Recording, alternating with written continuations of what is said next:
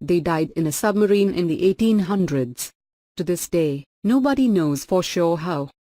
On February 17, 1864, the H.L. Hunley, a 40-foot-long Confederate submarine, sank to the bottom of the ocean off Charleston, South Carolina.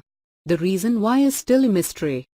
That day, the Hunley became the first submarine to sink an enemy ship during battle when it embedded a torpedo in the USS Housatonic's hull.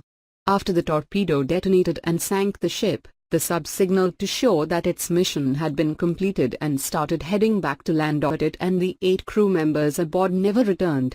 The sub sank to the sea floor.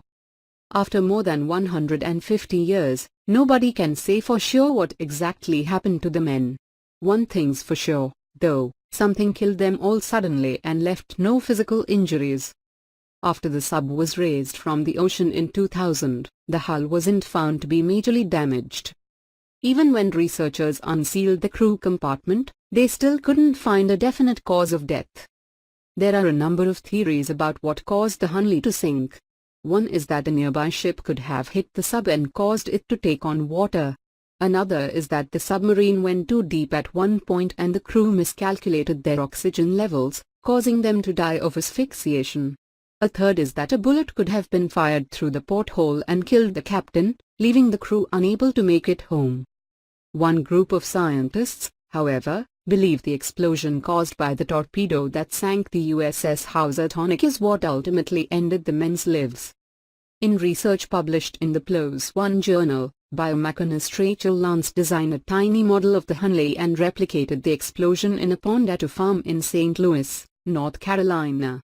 A small pressure gauge inside the model showed a shock wave created from the blast, which led Lance and other researchers to believe the same had happened with the Hunley.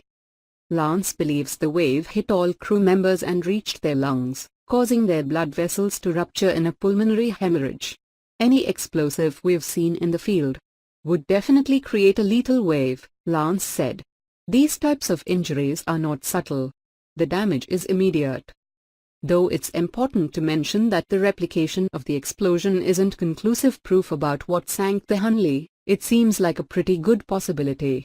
What do you think really happened? Thanks for watching. Please subscribe my channel.